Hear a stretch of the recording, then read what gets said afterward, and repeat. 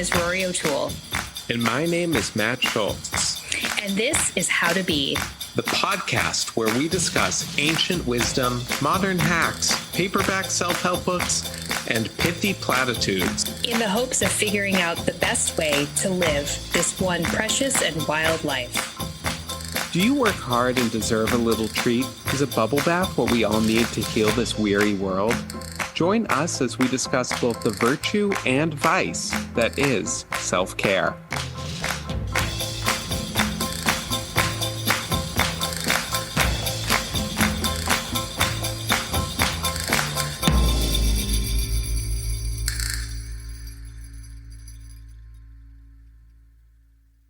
Hey, Roar. Hi, Matt. Welcome to my, through the Zoom screen, welcome to my apartment in Jerusalem. Is that a shower curtain in your backdrop?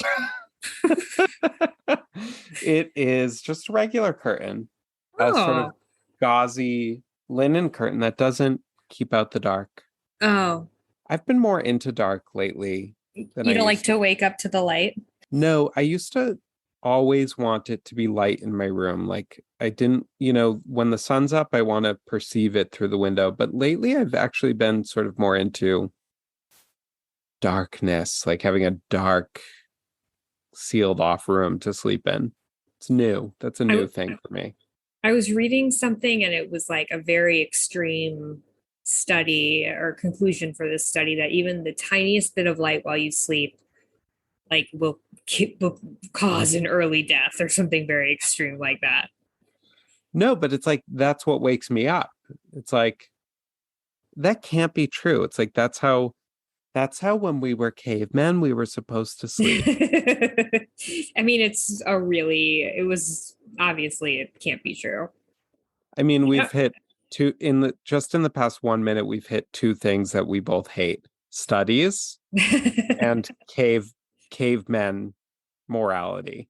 I like studies. I hate studies conclusions. I hate the way people write about studies and like misinterpret them. Yes. Okay, but you like the study itself. Studies are interesting. Sure. We gotta study. You gotta study. Anyways, so I want to tell you this story that I think will amaze you.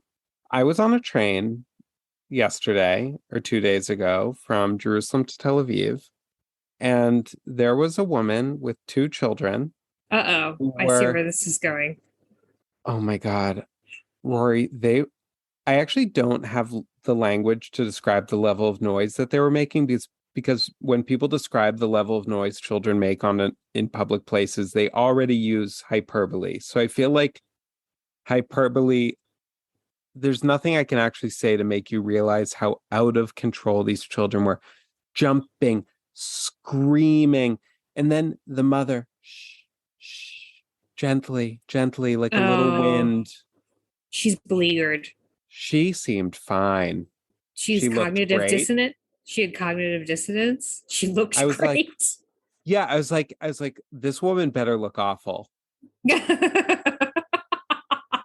She better look like a house servant somewhere. Yeah, like I want her to be wearing a potato sack. So tired. with a chip clip in her hair. No, she had a vibrant orange skirt. She was kind of gorgeous. Oh. And she was somehow, but I did have sympathy for her just for the mere fact that she lives with these two people who are these children. But how does she stand it why does she stand it without intervening? I don't know. And so I thought about Jordan Peterson, who, I want to, bring that up later, but I'll just briefly mention now that, he has that rule, don't let your kids do anything that make people hate them. And I was like, why does this woman want a train full of people to hate her children? Too. And her. Yeah.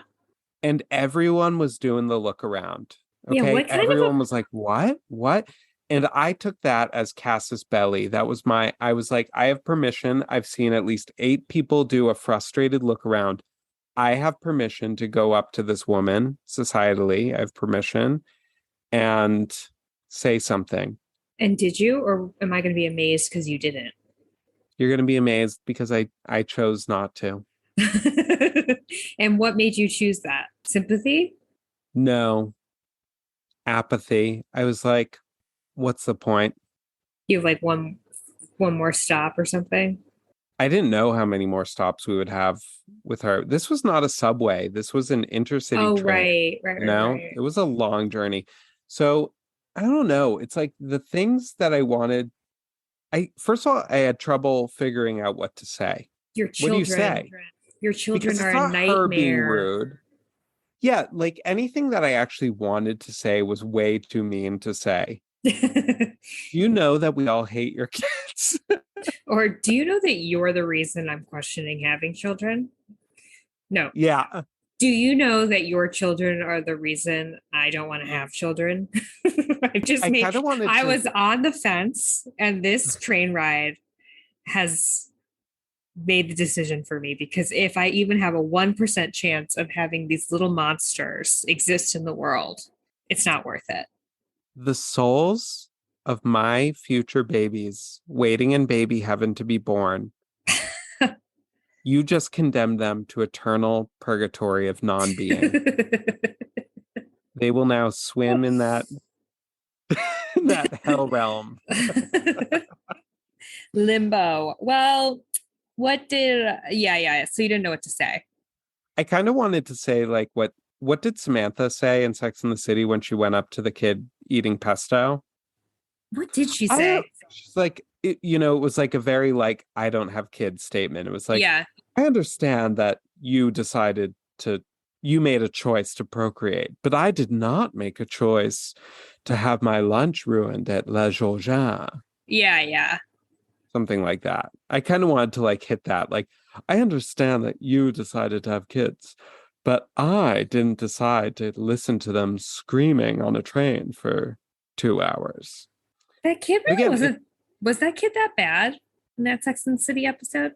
yeah, he was hitting his plate with the fork and knife. Oh That's bad. God. That's so annoying. And these kids were doing things like that too, like things that really like were so like banging noises that were like impossible to not sort of jerk your head and be like, what was that? What kind of person allows that to happen? Maybe she just found out someone in her life died. No, but that's the thing. So I haven't told you the whole story. Oh, There was another adult on the train with them, another woman. I'm calling her the sister. I don't know, could be the friend, chatting, mm. merry Oh, they were like having their own little merry conversation. at a normal volume, at a normal human volume. They seem Yeah. to have figured that out. Why wouldn't you want to share that wisdom with your kids? And what about the sister friend? Was she like looking around at these kids like, No, wow. no. Hmm. And sister friend got off at a different stop. Hmm. So I don't know if she's like, I don't know what the whole story is, but they were chatting. So like could it have been like a friendship that they struck up on the train. Didn't seem like it, but Like, did they hug goodbye? I think they did, but I didn't Okay. see. I think Okay. there was like some sort of farewell because there was a moment where I thought they were all getting off, and to my great dismay. Yeah, geez, I don't know. I wonder if like you and I ever have kids, if we'll think about this story and feel differently. No, we will. It's like how when you're a biker, you hate people in cars and you're like, share the road, Yeah. loser. And when you're in a car, you're like, get a car, you loser, You hippie. you hippie. Yeah, like get off the road. Come on. And so like, and I've experienced this before, like, people with strollers like take up the sidewalk and it's annoying. But I've been a person with a stroller when I was like babysitting, and you're like, make way. I have the future here. I'm doing the only thing that matters, which is raising this child. Well, when I had a stroller as a nanny, I would be like, come on, don't I look tired? Yeah. Don't I No, look and too oppressed to move the stroller over? and that's real. And we do. I did have sympathy for this woman, even though she didn't seem. I thought she should have seemed more oppressed by her children. Right. I liked that. Like if she had been oppressed, it would have been fine. But the fact that she had come to some sort of place of peace with it. Yeah, it was like, why is this less painful for you than it is for me raising your children? Well, something to think about. I think that lady, maybe she's going to go home and take a bubble bath.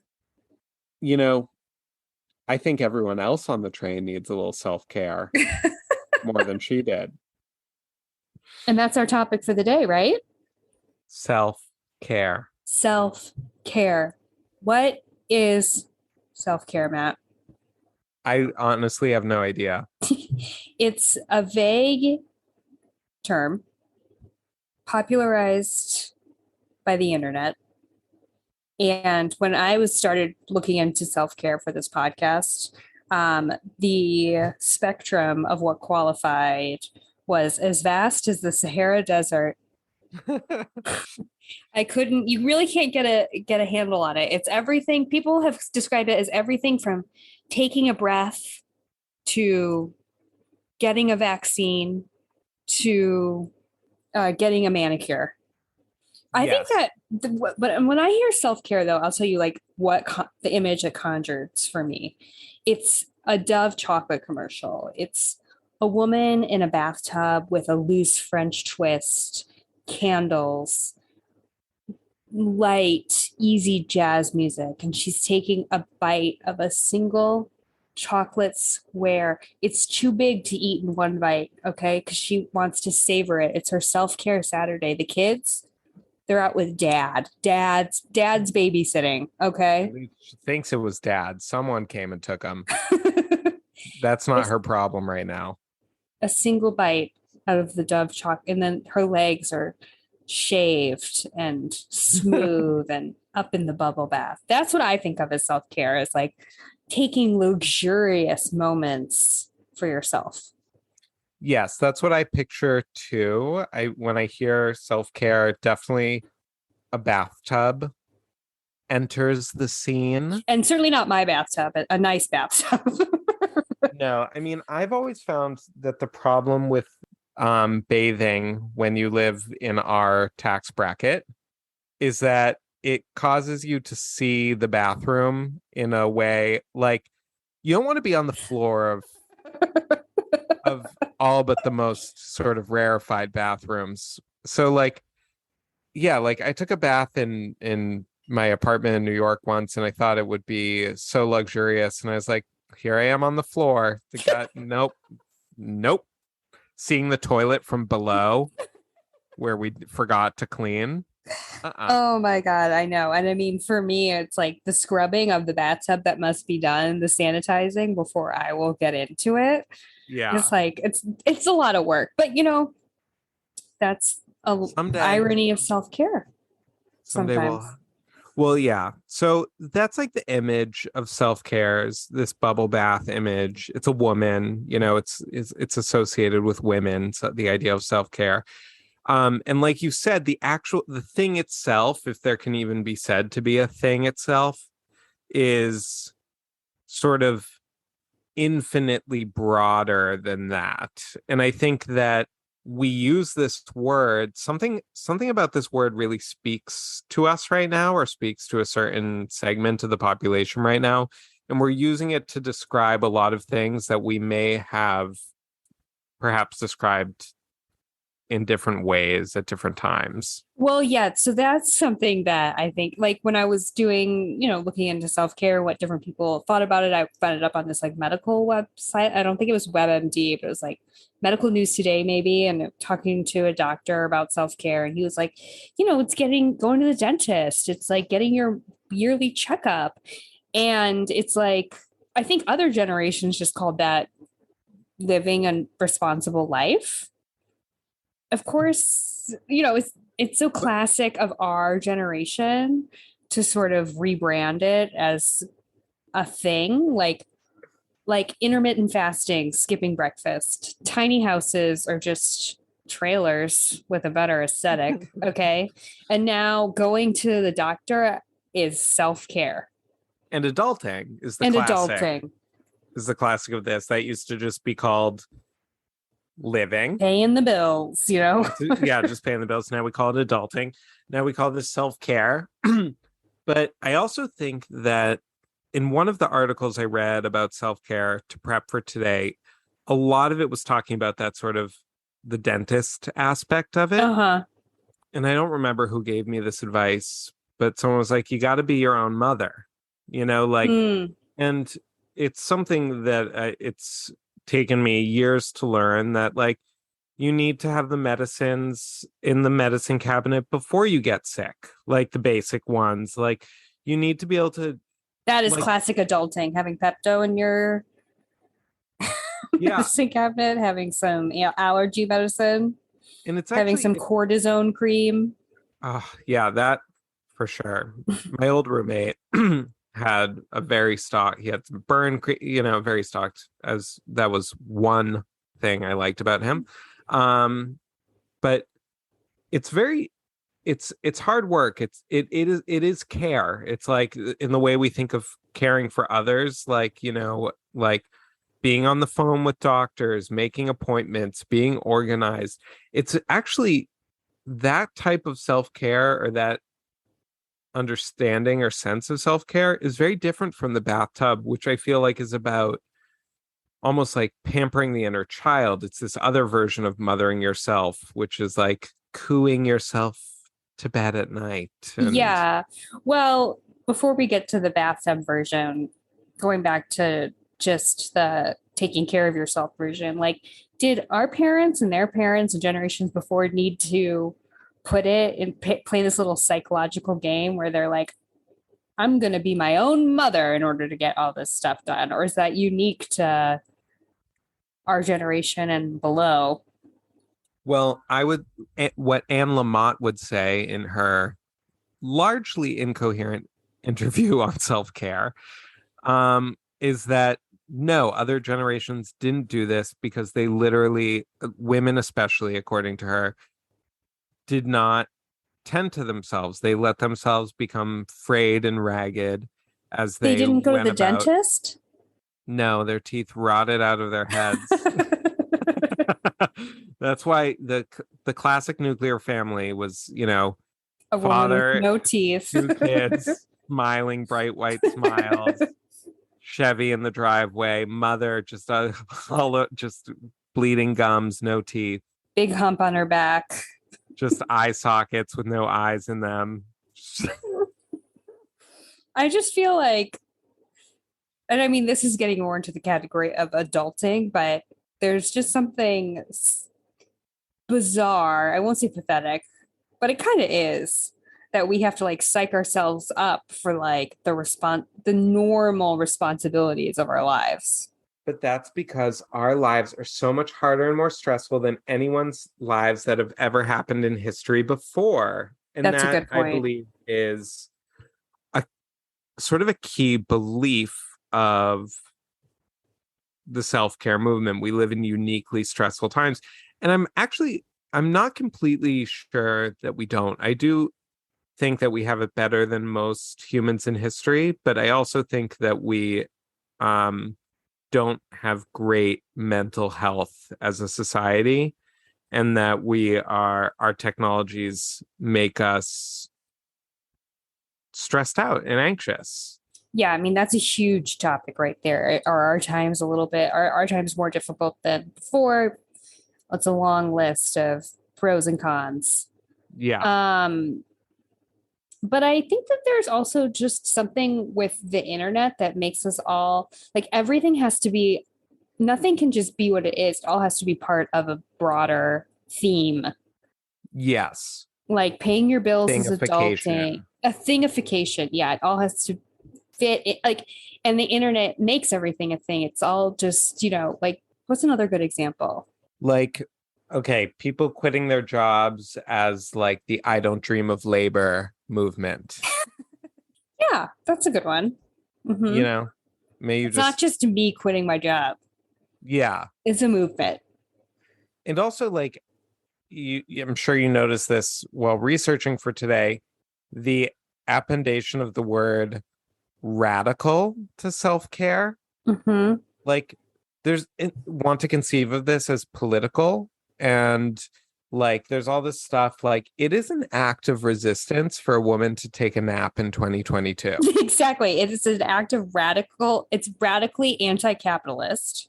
I mean, Yeah. it is supposed to be sort of the diametric opposite of capitalism, because we also have this notion of like capitalism being this very intentional system where someone's like pulling these levers, and capitalism wants all of us to be in the factory all day. Never mind that, the 8-hour workday originated Within a capitalist system. Well, from like a major capitalist influence, but yeah. Yeah, like this capitalism is pulling all this pulling it, and anytime that you do nothing, you should be clapping for yourself. Yes. Which, the irony there is that by turning it into a political act, it sort of takes away the nothing from it. Absolutely. It becomes another thing on the to-do list. Yeah. Which it becomes this daunting another thing you're not doing well enough. You're not, spitting in the face of capitalism well enough. You're not taking good enough care of yourself because you haven't watched like 20 hours of Netflix in a row. Well, I very much feel this way with my Shabbat practice. Mm-hmm. Like Shabbat, where you're supposed to, it's not a political thing, but it's a religious thing. So you're supposed to be resting in this very spiritual way. Mm-hmm. And it can be similarly daunting in the way that we're talking about. And then like when it comes to be Sunday, I'm like, oh, now you can enjoy it. Yeah, like what a joy it is to just like be a blob and like have it not be a thing. Yeah.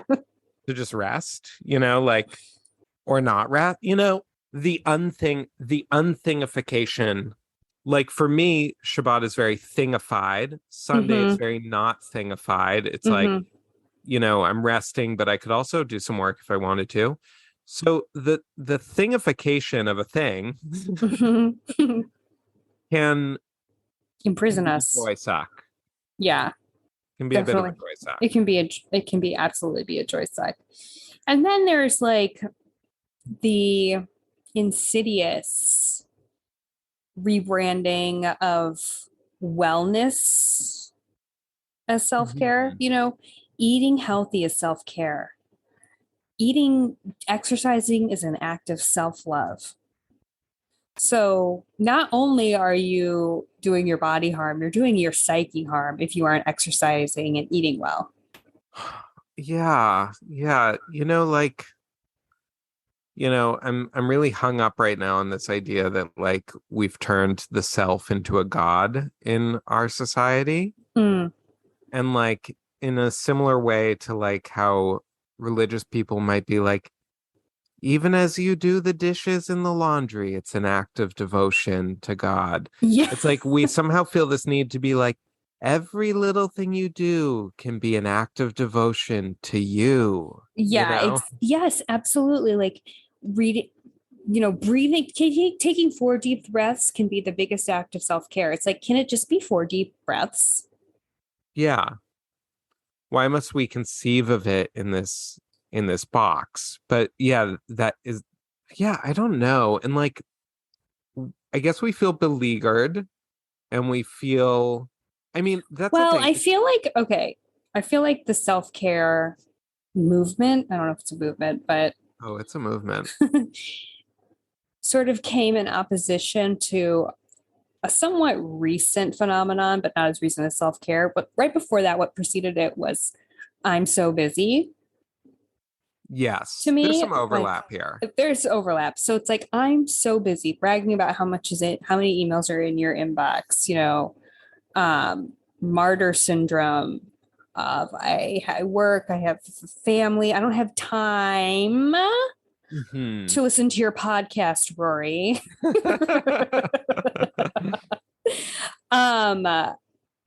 And so the opposite of that is saying, well, I'm going to make time For me, For me. not to listen to your podcast, Rory. Definitely not to listen to your podcast because it's my me time. So I get to do whatever I want with it. Now, I want to return to the capitalist thing a little bit because it's such a consumerist movement. And I don't know if it's been hijacked by commercial interests. To me, it actually seems like it's sort of inherently commercial. Like one thing in the Sex and the City DVD director's commentary, which was one of the, the great texts of our time. Well, can I just say that I'm so sad that that DVDs fell out of favor because there was, as a result, no 20th anniversary re-release with more commentary.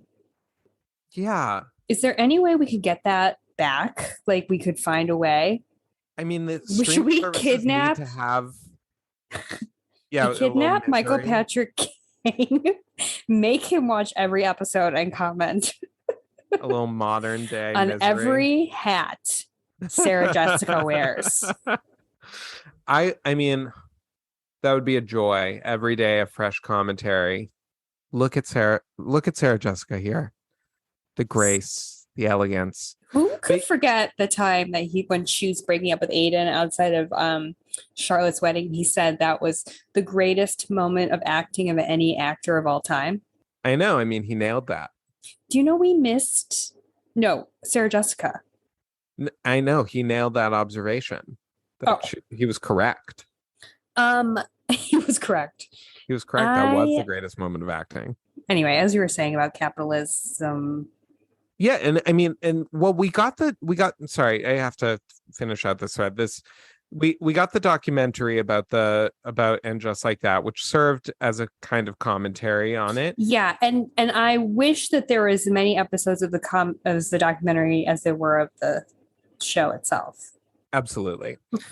But so to bring it back to what we're talking about, there's a scene where Samantha says, I think it's when I forget what she's buying, but she says, I work hard and I deserve it.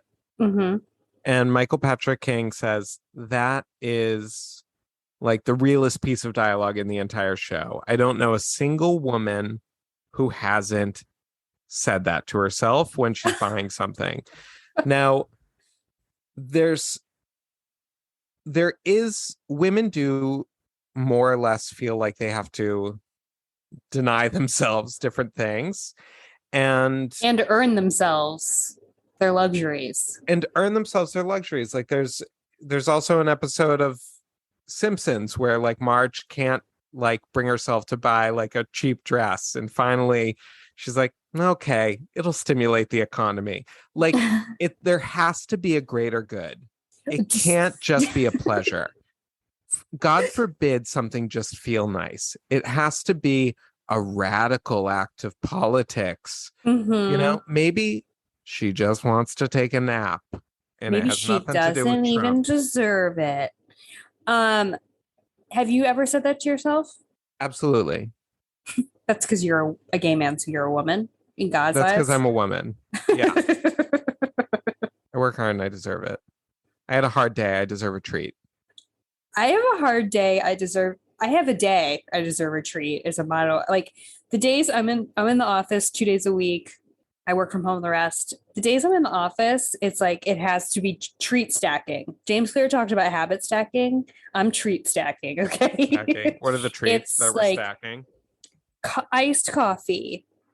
Okay. And then I get to eat lunch out. Okay. And then I have my afternoon spindrift. What a treat. Soda water, such a treat. So self-care is an act of radical resistance against capitalism. I'm highly skeptical about that. I think this is the way that the consumerist machine incorporates its own critique into itself, so that even when we are resisting the beast, we are participating with the beast. Yeah, I think it's a specious argument, Matt. I think it's a specious argument. One of my favorite words to describe an argument. And I think it just boils down. It's also an empty, as we've discussed, an empty term. So capitalism gets the luxury of ascribing it anywhere it wants to, because at its, it's just internet parlance. Yeah. Yeah. And you can now, I think this was in one of the Atlantic articles, like so many commercials now, I don't know if they always did or if it's like particular to our moment, incorporate this language of deserve. Like, oh, you poor unfortunate soul.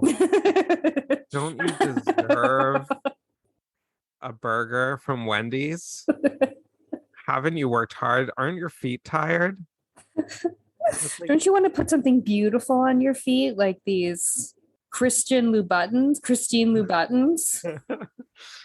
And I think what we're saying about capitalism could also be said about the feminist angle here, which is that, like, is it feminist or is it the patriarchy incorporating its feminism, own criticism? Yeah. Yeah. Well, but there is some truth to like the martyrdom of the woman. And we haven't figured that out yet. I mean, could self-care is your husband doing the laundry? Am I right, ladies? It's not you doing the laundry and then getting to watch Bridgerton. Yeah. Do you have a self-care? Do you like, is this an operative field of activity in your life?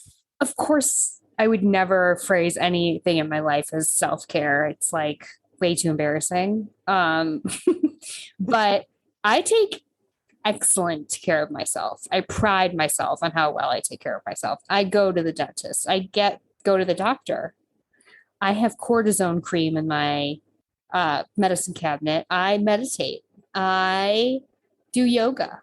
I socialize. I get 7 to 9 hours of sleep, and I take naps on the weekend, and I have an elaborate toilette that keeps my skin and my collagen bouncy and elastic.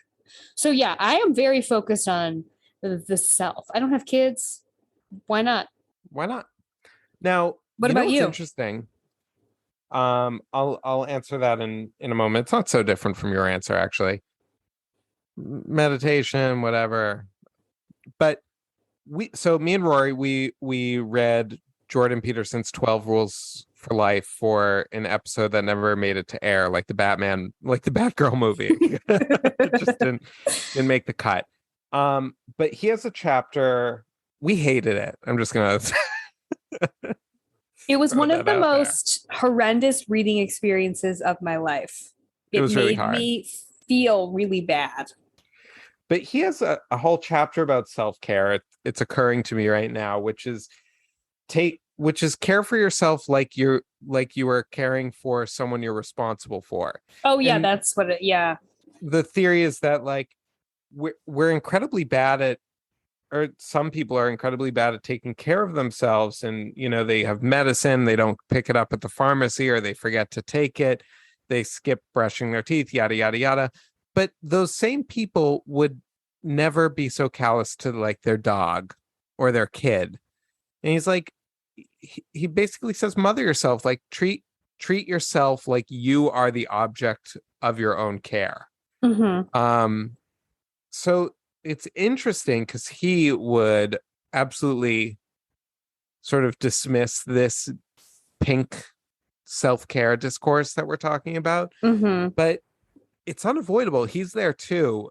Yeah. And I think, like, just the idea, like, and again, here I come back to, like, the God of the self. Like, I think we're going to find some version of this idea with different lingo about it in every different subculture. So this, like, sort of like masculine revival movement of Jordan Peterson has its iteration of self-care. Like, whatever we are, like, has this, like, new agey version. And I'm sure that evangelical Christians have their iteration of it. And yeah, I mean, to sort of highlight what I think a very mainstream version of it is I know that Dr. Jen Ashton, who is sort of the resident medical spokesperson on ABC, wrote a book about self-care, and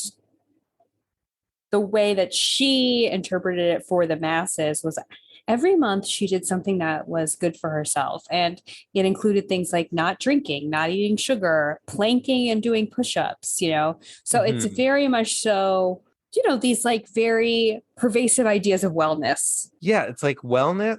Like, is it different than wellness? Is this just like a very shallow version of like the ancient discussion of what is the good life? Like, is it just like be healthy and happy and Well, I think it's funny because there's two sides of the coin with self-care. There's like doing things that are good for you, and then there's doing things that feel good. yeah. You know, doing things that good for you are like, you know, Dr. Jen Ashton's month of planking and doing push-ups. And Yeah. doing things that feels good is The chocolate. eat the chocolate, okay? Life You short by deserve the it. shoes. Life short by the shoes, exactly. Yeah, and always, I mean, and this is where it's different from the good life debate, is that the self-care discourse takes place on an empty soundstage with one person, one bathtub, one yoga mat. Like there's no one else in sight. Like we're alone here. You know what I mean? Are you saying self-care is not a social activity? It is not a social activity. It's not drinking wine with your friends at a book club? I feel like is that it? I feel like that's I don't know. not it. I mean, at the same time, I agree that's not it, but apparently everything is it, you know? Yes. I'm sure like if you went to like a high priestess of the self-care movement, she'd be like, of course that's self-care. But like I don't think that's like really what they're talking about most of the time. Yeah. I mean, I'm looking around the room. I can just change more of anything to self-care. Choosing natural deodorant over chemical deodorant, that's self-care, you know?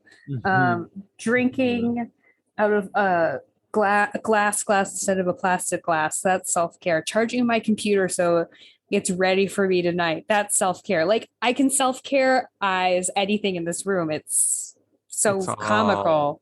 Yeah. And like, Can something be anything if it's everything? no, absolutely not. It cannot. People want GMs want to believe it can because GMs hate boundaries. But GM gross is moderns. Gross moderns, which is what we all are. Yes, we are all gross moderns in this gross modern world of And ours. as soon as we accept it, there's the beginning of freedom. I'm just kidding. Yeah, and like I wonder also, like, did we need to be reminded of this? Aren't we like a perfectly self-indulgent culture to begin with? Like, obviously, we've talked about like the self-sacrifice of women, which self-care I don't even really think is like Helping them out. helping them out. But like, did we really need a reminder to get to like buy more stuff and like sort of okay, here's another way. Sorry, mind's racing with ideas. Here's another way in which this is just more of the capitalist machine at work because it's all about recharging your batteries so that you can keep going. The guy pulling the levers just wants you to keep working for the man, okay? So that he can count his money and buy new top hats. No, but really it's very much about it's an ethos of recharging one's batteries, I think. Yeah, absolutely. Well, I don't know. I mean, it depends on the person. Like some people really are good at indulging themselves in a luxurious life. And I mean, for many years, all the rich had to do was laze about. That was their ethos in life was doing nothing. Yeah. But is that self-care? Doing nothing? Yeah, that's yeah. I don't know. I think it's possible to do nothing without it being self-care. Say you're like a woman who has to go to a garden party and you feel very stultified by the etiquette of it all. Yeah. But at the same time, it's yes, of course. But that's what I'm also saying. It's like self-care is another item on my to-do list. Yeah. Is self-care what you're doing or the feeling while you're doing it? Yeah, I'm just like it's very amorphous. It's amorphous with wellness. It's amorphous with mindful. It's a little there's a little overlap with mindfulness Oh, too, I dare I definitely say. read that people are like mindfulness is self-care. Yeah. Yeah, it's like, okay. Well, I listen to, so I want to talk about laziness. Okay. And and do you believe in laziness? What do you mean? So I feel like another internet sensation idea that has sort of become prevailing is the idea that you're not lazy, you're depressed. You're not lazy, you're dealing with a pandemic. You're not lazy, you're anti-cap, you're sick of capitalism ruining your life. Yeah, and I think all of those things might be true, but I've also met people who are straight up lazy. Okay. So I don't think it's synonymous with not getting stuff done, though. I think a lot of times there are other issues at work. But haven't you met like a lazy person before? They're not so common actually, but it's very noticeable. Yeah, what does a lazy person look like? It's like someone who like can't pick up beer on the way to their friend's house. Yeah. For dinner. You're going there for dinner, you can't pick up a bottle of wine for them. Yes. We'll never lift a hand to do anything for anyone else. Yeah, it's someone who is not, clearing the dishes out of the way. Yes. It's like, okay, so there's this inactivity. Now, inactivity can be in the aspect of depression and pandemic, but if you add a quarter cup of selfishness to it, that's when we get wait, maybe I'm confused because is the lazy archetype selfish necessarily? I think the lazy archetype, a lazy person and a mooch, there's a lot of overlap. Certainly a lazy person expects other people to be a doer of things. They're not a doer of things. They are, I think a lazy person, personify, or an example of it would be if you drop something on the floor, you don't pick it up. You just expect, someone will come around and pick it up eventually. Or you're like, it's not even worth having that thing. That sounds like depression to me. But yeah, I think laziness is really tied into this whole idea. It's like rebranding. Well, I think if someone like Jordan Peterson would say it's like self-care is rebranding laziness and self-indulgence. Yeah, okay, so there's the whole thing, and this was a huge theme of self-care, is the idea of canceling plans. Like, you don't want to go to this thing you planned you would go to? Don't go. You need to take care of yourself. Now, this isn't quite laziness, but I think it's like selfish. Yeah, are we rebranding sort of a nasty trait, which is like being a flake? Yeah. So, I listened to this fantastic interview with Marianne Williamson on this like new agey, not new agey, like stupid wellness podcast that was like deeply shallow and only like, and just deeply like shallow. I like that. Just use buzzwords, and she was not really having it. So, they were like, this woman was like, the host was like, but like, don't you think you have to like, she's like, don't you think you have to take care of yourself, like self-care before you can help others, right? And Mary Williamson was like, absolutely not. Like, she said that is plain old-fashioned selfishness and laziness. And when you break a promise and when you put yourself first, that is not living impeccably. So if she comes home and she's tired, but she made a promise to speak to like a group of women at 4 p.m., she's showing up for it. What a pro. She's a pro. Yeah. And like we even talked about this before that podcast. I had sort of a yucky day today, but I'm showing up for the podcast. And I said to myself, what a pro. I gave myself a little applause. Yeah. I guess that was self-care. But like, and then I was denying myself self-care like Marianne Williamson. I'm showing up. Well, See, it just depends on how you look at it, I guess. So the other, so then she said, if you are someone who cancels all the time to put your own needs first, like unless you're a sociopath, you're going to feel guilt. And I wonder how guilt plays in. I think guilt is also with us when it comes to self-care and laziness. Like I canceled on our friend's dinner at her house because I had a migraine, and I still feel guilty about it. Yeah. And the self-care movement says never feel guilt. Exactly. So you killed someone.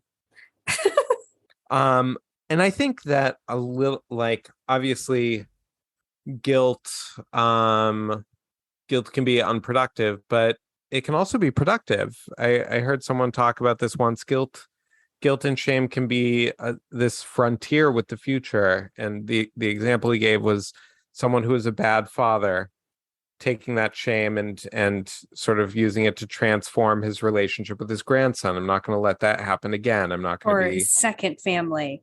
Or his second secret attic family. So I think we should feel guilty about some things. And I think we should feel guilty for breaking our word and breaking plans.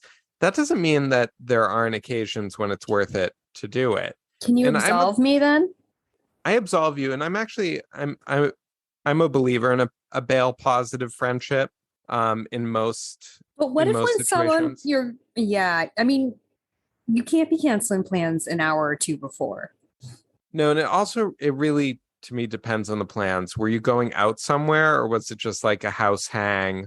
But my thought is we all need to call in a bail sometimes. So when someone bails on thee, it's best to give grace, give mercy. Give grace. Yeah, give mercy. But when you are someone's date to something that they might need a date for, really like, and you said you would go with them, you got to go. Oh, absolutely. You got to show up for that. Even if you have a migraine? No, a migraine is an extenuating circumstance. Thank you. It really is. It's a migraine. Yeah. Yeah. But you have to cancel early. Cancel early, not often. I mean, but so many of us, like, that's a thing, like, about this, like, bailing on plans culture. Like, does anyone actually want to do anything? Well, all we want is to be in our bed. And this, too, is thingified. Lying flat. The lying flat movement. Yeah, the flat liars. Yeah. People seem to want to do things in my life. It's a new trend I've noticed where people really are. I think it's coming out of this period of isolation. Mm-hmm. But I don't. No. There's rarely a thing I want to do. So, Matt, I told you my laundry list of self-care. Does that make you think I'm a selfish person? I sound selfish with that laundry list. No, absolutely not. You work hard and you deserve it. Do I? That's another thing is when people say I work hard, I'm like, do you? Do I? Is this hard? Is this what hard work looks like? No, it's not. It's not. I have a job and that end of list. Yeah. People doing construction work on a 100-degree day. That's hard work. Okay. People taking the bus to 2 different jobs in Los Angeles in one day. That's hard work. Yeah. Or like my dad right now, my dad's doing this firefighter training and it's like intense physical work. And, most of the guys doing it are in their 20s and 30s and my dad's in his 60s doing it. And it sounds just brutal and exhausting. And I was like, I could not do that. He was describing it to me and he was like, sure you could. And I was like, let me rephrase that. I would never in a million years voluntarily do such a thing. It sounds, this is really a tangent, but I often wonder if what we mean when we talk about strength is like how much you hate holding a suitcase. Because I'm strong enough to lift a suitcase, but I hate it. You just keep thinking about it the whole time it's in your hands. Like you can't be anywhere else. Yeah. Yeah. That's real present moment. That's mindfulness.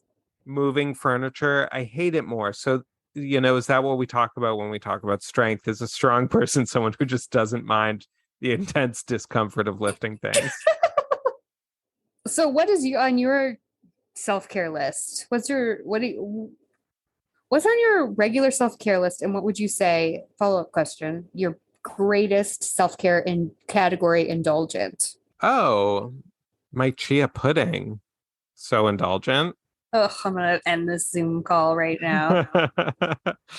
um okay, so I meditate. I've been meditating since we started prepping for the habits episode, and I'm still going strong. I'm reading a new Vipassana meditation book to get sharper on the method of it. I'm really This really speaks to the difference. Like, we've both been meditating since we started prepping for the habits episode, and you're like in it, you're reading books, you're like looking at retreats, and I'm like just doing it. Just like 12 minutes in bed if I'm not too sleepy.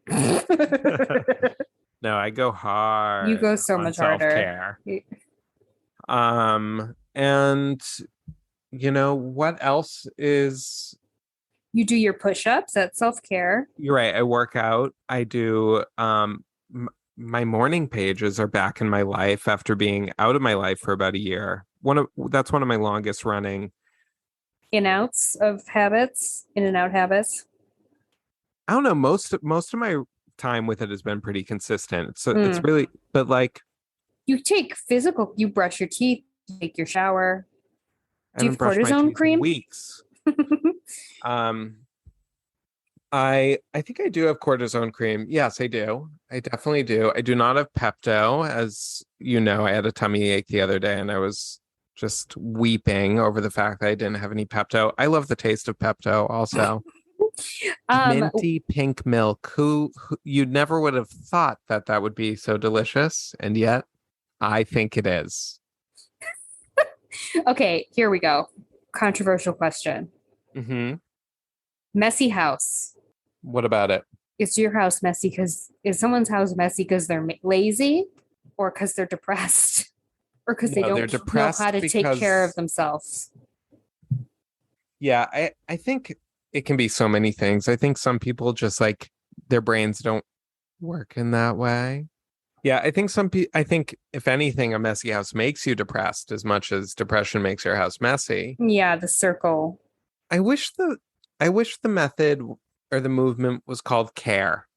Care for your home, care for your pets, care for yourself, care for your parents. Like, care is such a sort of beautiful word, and it implies paying attention and noticing things. Like, I haven't been in the living room lately because my roommate has COVID, so we've been sort of siloed in our rooms. But I went in there today. The plants are screaming out for water, for nourishment.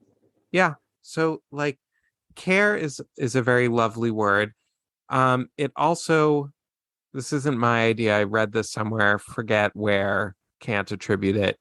It has this shadow meaning. It's both a positive thing, I care for you, and can also be like a negative thing. I haven't a care in the world, where care is like a bad thing. Mm-hmm. But yeah, I wish we had more of a culture of taking care. Take care of your environment, take care of your street.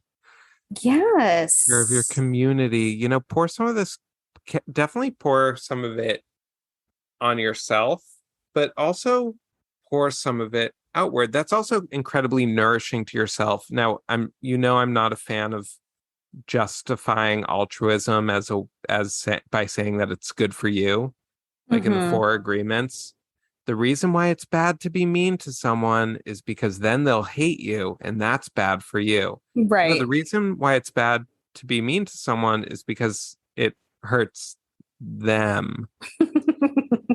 So yeah, I would let's drop the self and let's start caring. And it already to me feels less consumerist when you do this. Feels more like about mopping the floor and watering the plants and calling your grandma. Yeah. Oh, if you're so lucky to have one still. Like I am. It's temple work. It's the work of the temple, tending Yeah, the shrines. I love that idea. I mean, being a caring person is vastly underrated in everyone's world. Or caring in the wrong ways is, although you can care too much about the wrong things. Absolutely. You know, that's the shadow side. You can care too much about Yeah. what people think of you. You can care too much about um, getting unimportant things done. You can care too much about how hot your bod is. You can care, the list goes on. Yeah. And that's more care as like, that's the I haven't to care in the world version Or I have too versus many cares in the the world. I'm Taking making a little care. motion of gardening, tending, planting a little seed. Oh, yeah. This is a good idea for a think piece that would get us a book deal, like the Lindy guy, like the Stoic, like the Daily Stoic. Care. Care. With in Period. like it's like the book has the word self-care on it, and self is Is crossed cut. out Yeah, with exactly. lipstick. It's written on a mirror. There's the whole thing written in a mirror, and the self is smeared with a cold cream. Well, we'll give the ideas to the graphic designer, and the graphic designer will provide us some We'll tell them what options. the direction we're thinking. Yeah, it might be hard to get the idea of cold cream across. Pond's cold cream across in this book. You have the jar open on the counter. Oh, I see. Yeah. Okay. I'm sure we'll get a book deal eventually from this podcast. Oh yeah, absolutely. And it'll be like Fraser and Niles writing that book together. Yeah, well, actually, the whole podcast could be about how to be, what we've learned from 7,000 conversations. I'm not saying it's going to happen soon. I'm saying Obviously not. Yeah. One of the other ways I think self-care can be kind of toxic, to borrow sort of another internet phrase or word, is the judgment that comes if someone isn't taking care of themselves, like the way that we can rephrase our phobias almost, especially like fat phobia, of like, well, they just don't take good care of themselves. Yeah. And, you know, it's like this, we're certainly not coming, obviously, yeah, we're not coming from a place of goodness when we're saying those things, when we're judging how well someone is taking care of themselves. Yes, it's interesting too, because the whole concept of self-care being like this self-reflexive idea sort of splits the self into two: the carer self, who's doing the self-care, and the cared for self, the mommy and the child. And when we judge others, we only judge the mommy. We're not like, well, how do you judge the child? Or I mean, we don't take the child in consideration, which would be like, if a person's house is like full of, newspapers from from the 20s stacked and dead cats, a hoarder, it's like they're not taking good care of themselves. Why? Like what you were talking about before. Is there another issue here? Is there depression? Is there, Yeah. Also, do they have whatever. to take good care of themselves? That's okay. Maybe that's the radical act. Radical negligence. Yeah, exactly. It's like, I mean, that speaks to a greater theme too of how much is the individual and like the individual living the right, appropriate, proper life. How much does that affect the community at large, the greater society? Yeah, like a lack of someone not taking care of themselves can threaten the health of the community as a whole, almost. Yeah, and actually even take it smaller. Like, is it an act of selfishness to be a mother who doesn't take good care of herself? Of course, it goes back to the mother. Wait, is it an act of selfishness to be a mother who doesn't take care of herself? Yeah. How would that be selfish? You're like, well, I don't keep myself clean. I might not live a long life because I drink and smoke. Oh, okay. And you know what I mean? Really, Like, I thought you meant like she's pouring everyone's drink and getting sandwiches for everyone else. No. Like, I don't go to the dentist. How much are you obligated to the people in your life who care about you to like live a healthy life, to take care of yourself. Yeah, I mean, I don't know. That's a really, really interesting and kind of troubling question. I think it's troubling, and I've like seen some discourse around this with like depression or suicide. It's like you don't want to put that on someone who's struggling. Right. Like I need you to be in working order because you're my son, and and I care for you, so I need you to care for you because I've entrusted You're you right. with you, which is kind of, I guess, what having kids is, trusting as they grow up. You have to trust them with them. Mm-hmm. Something you care about a lot. You have to And- give to this idiot. Yeah, I was just gonna say, and most kids are so bad at it. Yeah. Most people are so bad at it. But yeah, I think we do. I mean, I definitely don't think it's helpful to like pile that on to someone who's already struggling. But I do think that we owe it to each other, to the people, to take care of ourselves. Yeah. Like I You don't, do. if I walked out in front of a bus and got hit, you'd be really bummed out. I would be sad and that would bother you. It wouldn't bother me because I'd be gone, but it bothers me now. What if you were just in a coma? Would you still do the pod with me on the coma Well, I talk? know that what you told me that if you're in a coma, I'm in charge of making sure there's constant TV content, just in case you can hear it, so you're not bored. Yeah, my biggest fear is being locked in and everyone thinks I'm a vegetable, but I'm not. I'm fully present. I'm just in a silent room all day. Occasionally my family visits. And it's like, please put on the Frasier. Someone. But were we talking about that in this episode, making sure you leave good instructions? No, that was an etiquette. It's good manners to leave good instructions, clear instructions For your death or now your coma. Yeah. and for your coma. So Rory knows, don't unplug me, leave me plugged in for, I don't care, forever. As long as the phrase is playing, you don't care. As long as the Frasier's, do a rotation, Frasier, Sex in the Sin City, The Seinfeld. Office, 30 Rock, Yeah, you know the Scrubs. Scrubs, you know the deal. Yeah. I'll describe all the long-faced women that inhabit these shows to you. Calling Eve. I mean, Killing Killing Eve. Eve. Calling Eve. What's your coma instructions for me? Coma instructions. That's a really good Get one. all 5 the years. porn out of your room before your parents go. Yeah, visit. right. All the 5 dirty years. magazines. 5 years. Okay. 5 years on the plug, no more. Mhm. I'm glad this is being recorded because you're certain to forget. Make sure my skin looks good. Keep up my skin routine, my skincare routine. Okay. Okay. You don't have to put makeup on or do my hair or anything, but if I wake up, I want to be moisturized. And my hands, Yeah. If my I face do and my your makeup, hands. it'll look like that makeup gun from The From The Simpsons. Of course, I want the Frasers playing, but also I'd like to incorporate some new shows as well. Okay. And make sure I have a nice pair of like pajamas, clean underwear, clean pajamas. Are people in pajamas in a coma? I thought they're just in a hospital gown for eternity. Well, I hope you need to make a ruckus about that if they are. But they have to bathe you. Okay. Could you get me an elevated hospital gown, one that's not paper? Yeah, I'll get you the chic one from Sex in the City There you that go. Charlotte wears. There we go.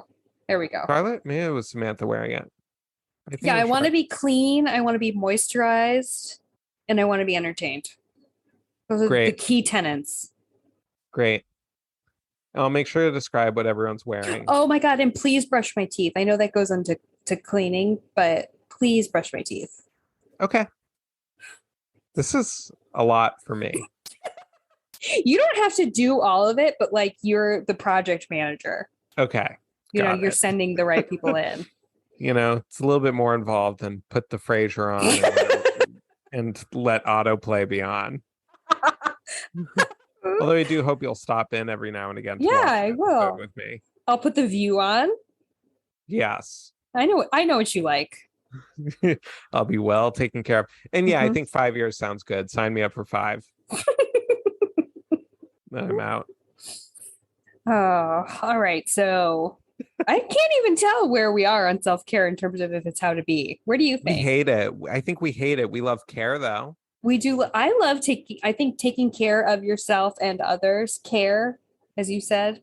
I think before the internet got a hold of it, it was a great thing to do. 100%. Next time you're in a bathtub, just let yourself be in a bathtub. Yeah, it's not a radical. It's not a protest against the Supreme Court. Okay. Sorry, you're just in a tub. All right, Matt. Can't wait till our next chat. Nor can I. Bye Good night. bye.